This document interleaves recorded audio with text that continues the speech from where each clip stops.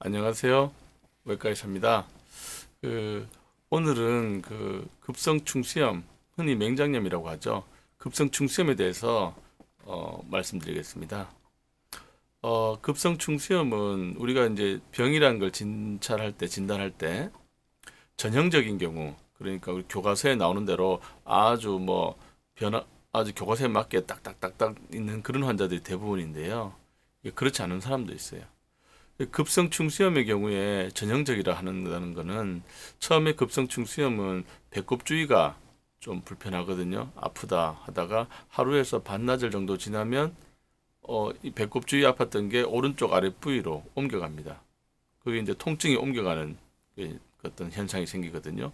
그래서 옮겨가고 또 그렇게 아프면서 이제 메스꺼움도 좀 있고 그러다 이제 옮겨간 오른쪽 아랫부위로 옮겨가게 되면 그때 우리 의사 선생님들이 진찰을 해보면 눌렀을 때 아프고 손을 뗄 때 아픈 압통과 반발통이 또 진찰 소견에 나타나게 됩니다.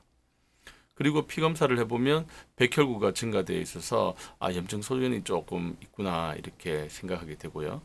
그리고 거기서 이제 초음파랑 또는 단층 촬영을 찍게 되면 우리 충수 맹장이라고 하는 장기가 이게 팅팅 부어 있다, 염증 소견이 있는 것이 나타나게 되면 이건 거의 맹장염이다, 수술합시다 이렇게 얘기합니다. 그런데 이게 그렇지 않은 경우도 있어요. 이게 배꼽쥐가 처음에 아팠다고 하는데 그런 거 없이 그냥 아랫부위가 아픈 사람도 있고 눌렀을 때는 아픈데 뗄 때 생기는 빨대 이제 나타나는 반발통이 없는 경우도 있고 또 백혈구증 같은 게 없는 사람도 있습니다.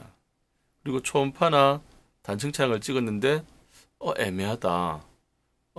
초음파를 봐도 맹장이 보이지 않고 아니면 맹장이 정상으로 보인다든지 하고 아니면 단층 촬영을 찍어도 맹장이 정상으로 보이거나 잘 발견이 안 되는 경우도 있고 그런 경우가 있거든요. 그런 경우에는 우리 외과 의사들도 이게 맹장염이 맞나? 안 맞나?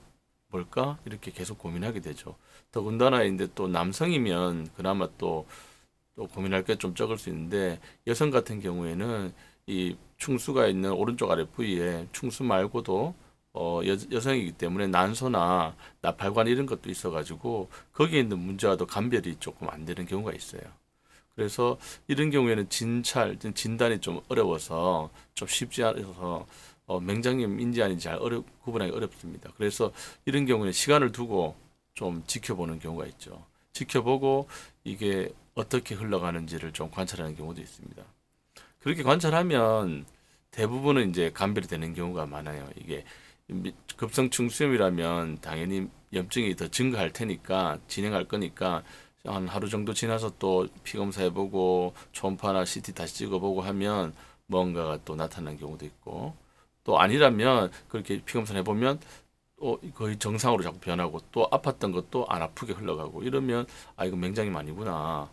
그러면 이제 수술 안 해도 되는 거죠. 그래서 맹장인 경우는 수술 당연히 해야 되는데 아닌 경우는 굳이 할 필요가 없기 때문에 저희 외과 의사들도 이걸 인지 아닌지를 구별하는 게 쉬운 경우도 있지만 뒤에 말씀드린 대로 어려운 경우도 있습니다. 인지 아닌지 어려운 경우. 이런 경우에는 별다른 제가 경험상에는 별다른 방법이 없고 좀 입원해서 좀 지켜보면 물론 지켜보는 동안은 환자나 가족분들이 애가 탈 수 있죠.